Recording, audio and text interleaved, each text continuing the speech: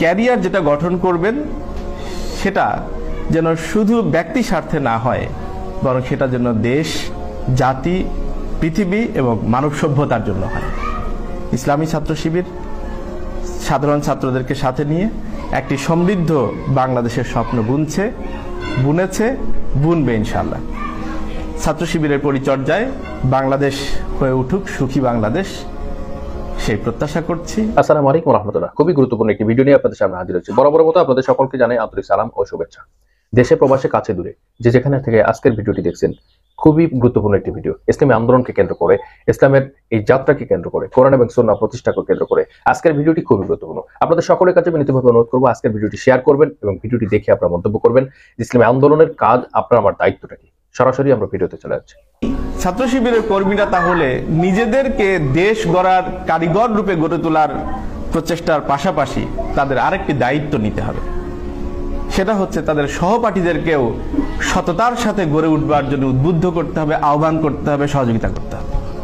আমাদের ছাত্র শিবিরের কর্মীদেরকে দায়িত্ব নিতে হবে আমরা সুন্দরতম ক্যারিয়ার গঠনের জন্য যে প্রচেষ্টা চালাচ্ছি সেটার পাশাপাশি আমাদের বন্ধুরা যারা ভালো ক্যারিয়ার গঠনের জন্য পটেনশিয়াল, তাদেরকে মায়া মমতা সহকারে সততা সম্পন্ন করে গড়ে তুলবার জন্য বিশেষভাবেই নার্সিং করার জন্য আমাদের চেষ্টা করতে হবে। ইসলামী ছাত্র শিবির সাধারণ ছাত্রদেরকে সাথে নিয়ে একটি সমৃদ্ধ বাংলাদেশের স্বপ্ন বুনেছে, বুনবে ইনশাআল্লাহ।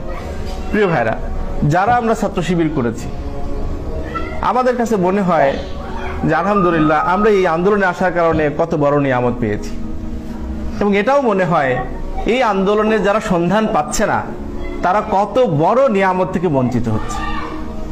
তাহলে প্রিয় ভাইরা, আপনার পাশের ওই মানুষটিকে যে কিনা জানে না এই ব্যাপারে যে ছাত্র শিবির কত বড় নিয়ামত, তাদেরকে এই নিয়ামত থেকে বঞ্চিত হওয়ার ক্ষেত্রে সুযোগ করে দেওয়াটা আপনার উচিত নয়, বরং তাদেরকে এই নিয়ামত যাতে করে তারা পায় সেটার জন্য আমাদেরকে আরো বেশি ডেডিকেটেডলি কাজ করবার জন্য চেষ্টা করা উচিত। এই জন্য সকলের কাছে সেই দাওয়াত পৌঁছে দেওয়ার জন্য চেষ্টা করা উচিত।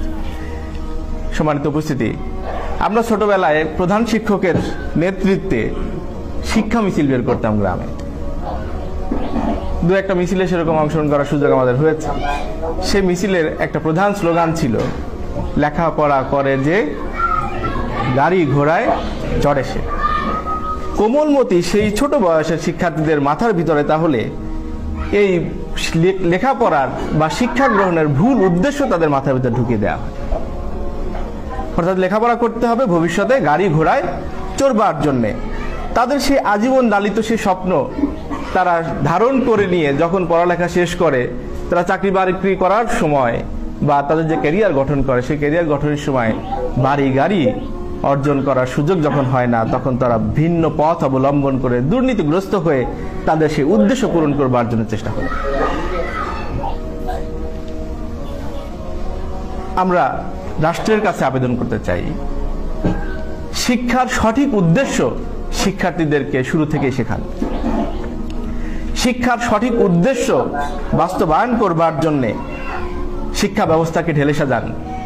ইসলামী আদর্শের ভিত্তিতে শিক্ষা ব্যবস্থাকে ঢেলে সাজালে আমার মনে হয় ছোটবেলা থেকে একটা মানুষ সত্যিকার অর্থে শিক্ষা কেন গ্রহণ করছে সেই জিনিসটা বুঝতে পারবে এবং সে অনুসারে নিজেদেরকে গড়ে তুলতে পারবে, এবং সে অনুসারেই ভবিষ্যতে তারা ক্যারিয়ার গঠন করে দেশ এবং সমাজ এবং রাষ্ট্রের এবং পৃথিবীর জন্য তারা কল্যাণকামী ভূমিকা পালন করতে পারবে ইনশাআল্লাহ। সাধারণ শিক্ষার্থীদেরকে বিশেষভাবে অনুরোধ করব,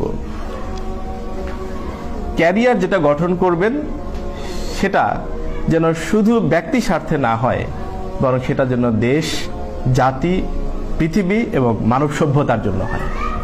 ইসলামী ছাত্র শিবির সাধারণ ছাত্রদেরকে সাথে নিয়ে একটি সমৃদ্ধ বাংলাদেশের স্বপ্ন বুনেছে, বুনবে ইনশাআল্লাহ। ছাত্র শিবিরের পরিচর্যায় বাংলাদেশ হয়ে উঠুক সুখী বাংলাদেশ।